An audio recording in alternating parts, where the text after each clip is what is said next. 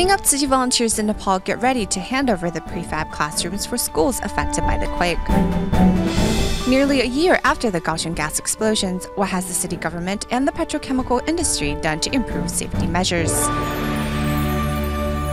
Welcome to DaAi Headlines. I'm Mary Lee. Thank you for joining us.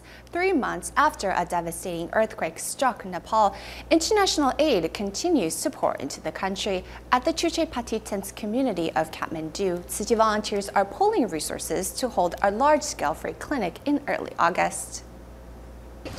Today is Sunday, but for them it is a working day like Monday, so people who have jobs have gone to work. Shortly after the latest Tzu Chi disaster relief and medical team arrived in Nepal, team members went to Tzu Chi to get familiar with the tent community that is sheltering 1,400 quake victims. Are you ready? Oh, yes! First, they visited the learning center of the community. During the day, 6 teachers take turns teaching the children. 5 international aid organizations have been stationed here at the Tzu Chi tent community, each contributing its expertise in disaster relief. Tzu Chi has arranged to deliver medical assistance. We will hold a large-scale free clinic on August 1st, so we are very happy that the new disaster relief and medical team has arrived. We brought them here to take a look at the Tzu Chi tent community. During the volunteers' visit, many quake survivors sought help. Some quake survivors in the tent community need rice and daily supply packs, so we've come here to assess their needs. In addition to assessing the needs of quake survivors, Tzu Chi volunteers are coordinating their manpower and preparing supplies, ready to deliver aid where it is most needed. Tzu Chi's aid in Nepal had moved to the building of prefab classrooms for schools devastated by the earthquake in April. Recently, the building of the prefabs has been completed at 3 schools, and now Cash for Work participants are busy putting on a final coat of paint on the classrooms. At Tribhuvan University's Pachan multiple campus, completed prefab classrooms are getting a final coat of paint, courtesy of Tzu Chi, with volunteers showing Cash for Work participants details to be aware of. Every time you have finished, wash the brush with paint thinner and then wrap it in paper like this. 5 Cash for Work participants busy themselves with the painting. Not long after, they are joined by the principal and staff of the school. Tzu Chi has built 15 prefab classrooms here at Tribhuvan University. 2 of them will be used as libraries. There is history and knowledge in these books. To see them on the ground like this doesn't feel right. Tzu Chi also built 4 prefab classrooms for Sri Atmabika's primary school. Like those at Tribhuvan University, the finished prefabs are getting a final coat of paint. Children of the school happily welcome the volunteers.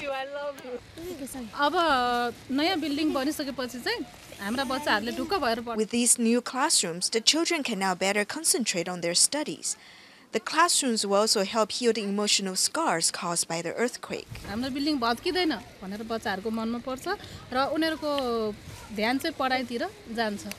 Located in the hills an hour outside of Kathmandu lies Sri Gadgadi Lower Secondary School. Here, volunteers have built 6 prefabs for the 21-year-old school. Cash for Work participants are already on site to help with the final touches. We're going to so many fields and then see the progress of the work and how they're going to do. And something is getting wrong, so we just refer to the senior person from the Tzu Chi Foundation and then let them know how we have to manage exactly.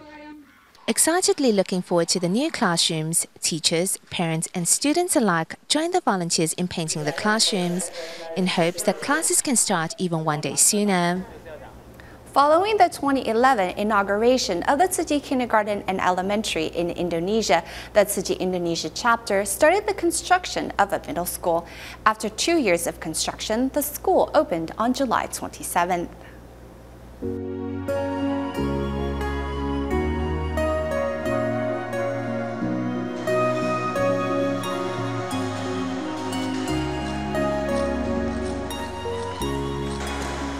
After 2 years of construction, this Tzu Chi Middle School in Indonesia opens its door. I like to study at this new school. I can learn and make new friends. The new school, which sits on 52,893 square meters, broke ground in 2013. The main building was completed last year, and the school started training teachers at the beginning of July. Today we are undergoing what we call the MYP introduction training. The MYP is a program over the most advanced educational ideas, theories and practices in the world at the moment. Before school started, its teachers went through 4 days of training to further understand Tzu Chi's educational principles.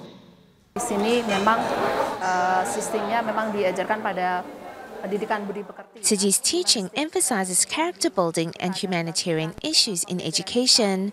I've learned a lot in these areas. Mungkin sudah saya dapatkan, terutama untuk bagaimana kita mengelola kelas.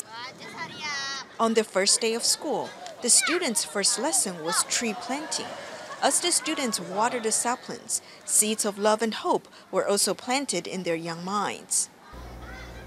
Starting in 2012, Tzu Chi volunteers in Indonesia's Singkawang began promoting sustainable farming in the province of West Kalimantan by inviting volunteers from Taiwan to teach local farmers about organic farming. Now a total of 950 hectares of farmland and 980 farmers are currently employing Tzu Chi's methods, and all have seen good results. Wearing a blue bandana, Benedictus sets off in style riding on his scooter. A rice farmer in Indonesia's West Kalimantan, Benedictus farms differently compared to other farmers. Originally, rice plants were densely planted in our paddy, which prevented each plant from getting enough nutrition. The soil also didn't have enough water to provide for each plant. Now that we have adopted this new way of organic farming, not only is our land more fertile, it also holds plenty of water. 3 years ago, Tzu Chi volunteers from Singkawang came here to promote an environmentally friendly way of farming and invited 6 volunteers from Taiwan to be their instructors. Vincent is also one of the farmers participating in Tzu Chi's program. He even went on ahead to create his own unique compost by adding water that was used to wash rice to the organic waste. I have been running this experiment for 26 days now, and it is still ongoing. We will know if I have succeeded when the rice is ready for harvest. Jadi yang dimaksud dengan SRI yang kita kembangkan nantinya di sini dan di lokasi binaan kita itu arahnya sudah. All the rice here is grown organically. If they were grown the traditional way, chemical fertilizers would have to be used, which have to be bought from their manufacturers. The fertilizers that we used to care for these paddies are all 100% natural. 100% itu kita manfaatkan limbah atau sisa-sisa dari hasil pertanian yang diolah oleh petani itu sendiri. Now 3 years later, a total of 950 hectares of farmland across 6 counties and townships in the province are participating in Tzu Chi's organic farming. The 980 farmers who tend to these fields are exploring different methods to achieve sustainable farming on this archipelago that sits across the equator.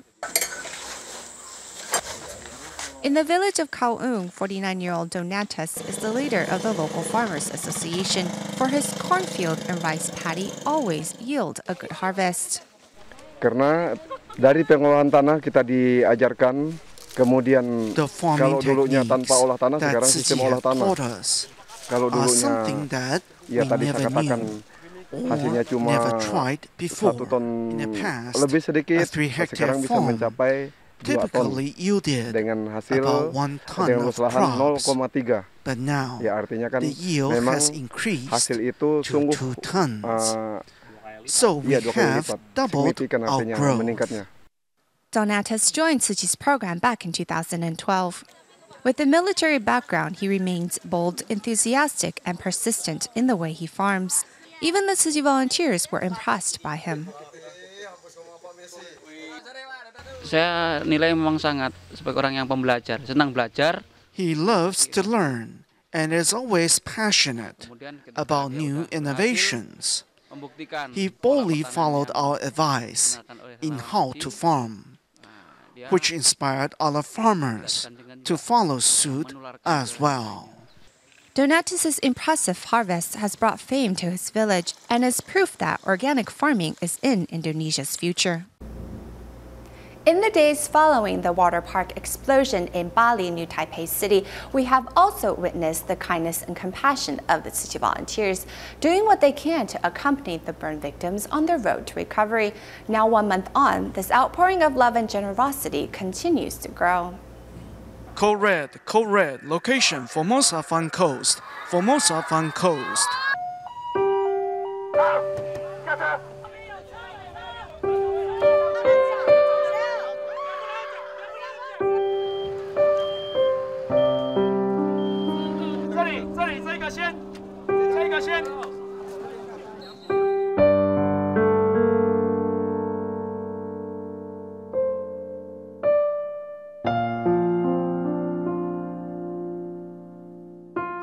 We poured water over their burns and urged them not to fall asleep. We then called on our Tibetan brothers to help transport them to the hospital.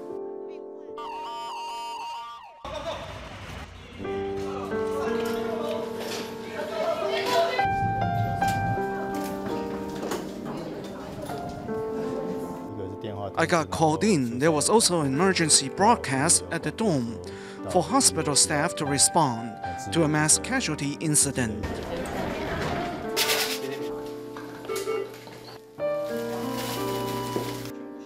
I put water in the surgical gloves and put it in the freezer.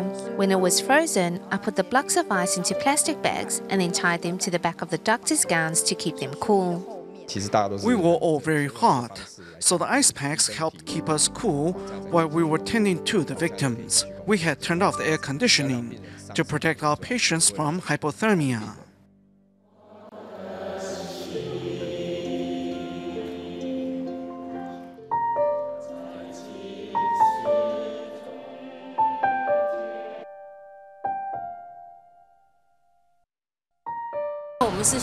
We discussed with the head nurse of the ICU to see what items they needed so that we could purchase everything for them all in one go.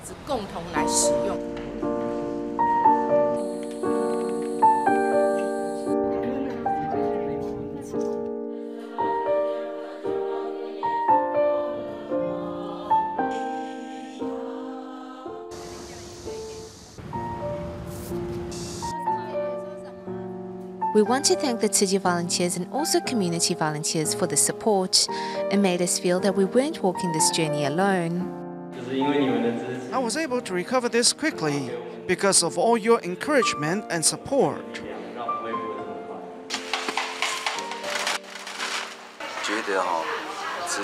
What you volunteers are doing may seem insignificant. However, it is these small things you do that matter most. You have done a lot to help us cope with these day-to-day matters.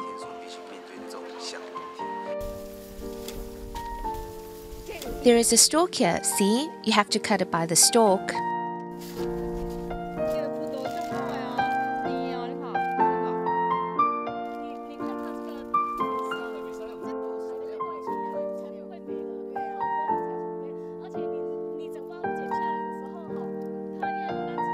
My son's accident completely threw me off. I was at a loss what to do. Thankfully, you Tzu Chi brothers and sisters offered to help me. Otherwise, I wouldn't have been able to harvest the grapes.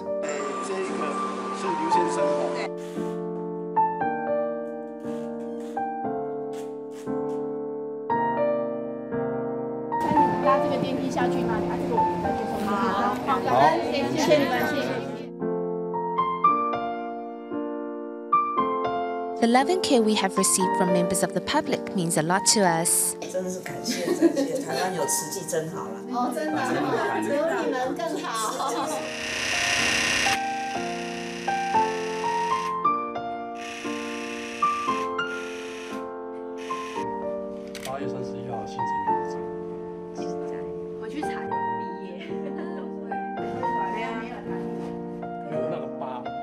帮助很大。 It's a great help. It allows the scars to heal faster.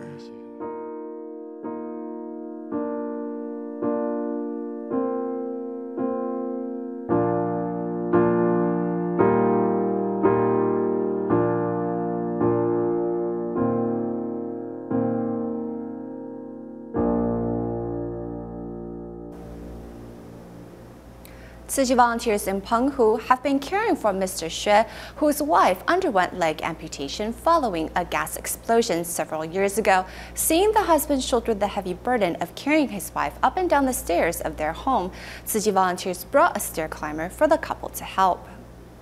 我们这边有一个电源显示，好，它的上面3格绿色就代表有电，好下面就没电，没电的话它会显示。 Mr. Xue is carefully learning how to operate this stair climber.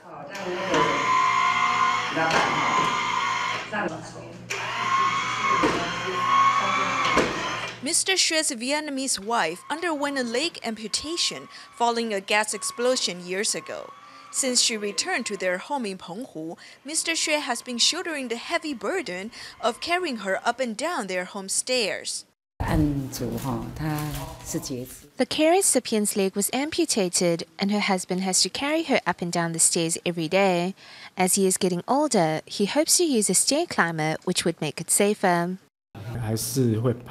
I was afraid to spend so much money as I worry about the future. Upon learning of their worries, Tzu Chi volunteers decided to help Mr. Xue purchase a stair climber, which costs $7,625. They're paying for it fully. I felt a heavy weight has been lifted off my mind. The volunteers took a step further and asked a fireman to assess the safety of Mr. Xue's house. It says here this is to be placed outside the house, so the carbon monoxide it emits can be channeled out of the house. To ensure Mr. Xue and his wife can live comfortably and safely during the winter month, Tzu Chi volunteers also bought an electric water heater, thus delivering much-needed love and care. The 2014 Kaohsiung gas explosions awakened the citizens of Taiwan to the hidden dangers of underground petrochemical pipelines. Now, 1 year after the tragedy, both Kaohsiung City and petrochemical companies have done much to tighten the safety standards regarding the management of these pipelines. Let's find out how things have improved. I'm currently at the intersection of Nanyang and Southern Streets in Kaohsiung. What if the petrochemical pipelines buried beneath here burst and leaked out toxic fumes? Let's make a call and see what happens. 喂，高雄管线管理中心，你好。 If citizens report that a foul odor is detected on the streets of Kaohsiung, the center immediately inputs the address into a computer. The system will immediately display any petrochemical pipelines within the vicinity. You can immediately find out how many pipelines are here, and also all related data on them. Through integration with Google Maps, engineers at the center can immediately begin to investigate and troubleshoot the problem. If we had this system and personnel back then, last year's explosion could have been avoided, or at least minimized in terms of casualty and damage. 有异味，请派员支援。我现在要马上带防护面具进行做检测。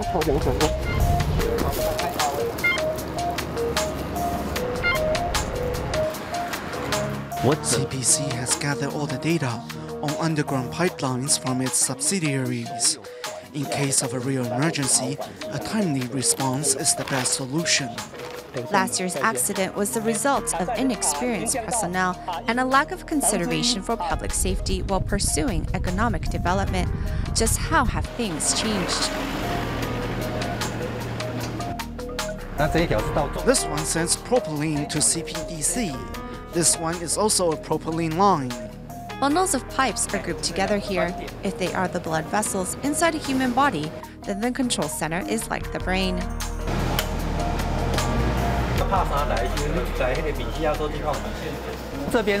So we are the ones that are sending, and companies on the end are the receivers. If the difference in the flow rate between us exceeds 3%, that means there might be a leak.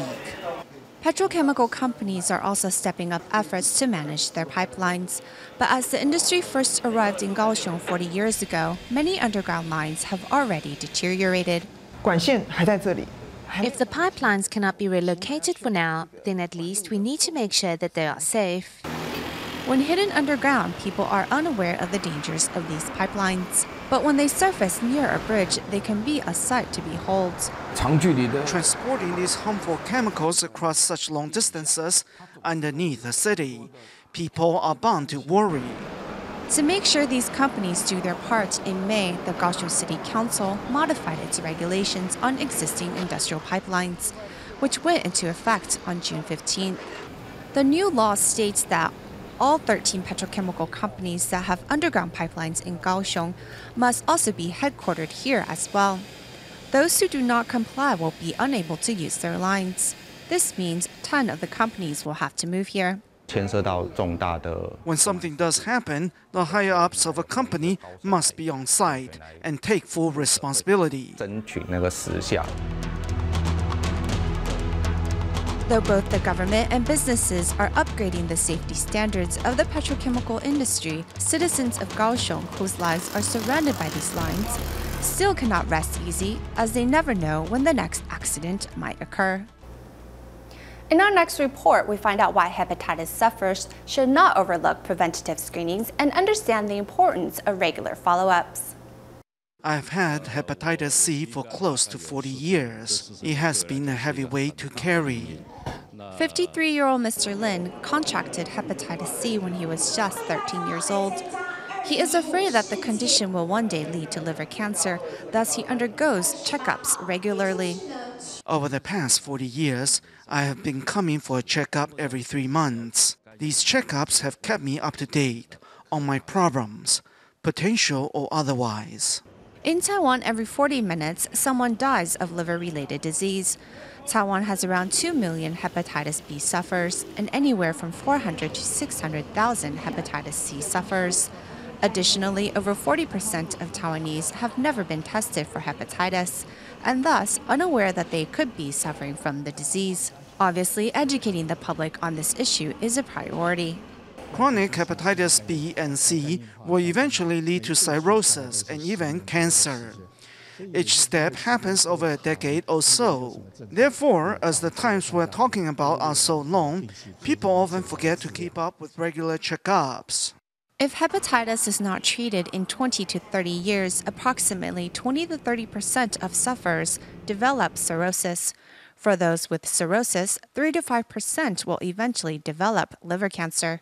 60 to 70% of liver cancer cases are the result of hepatitis B.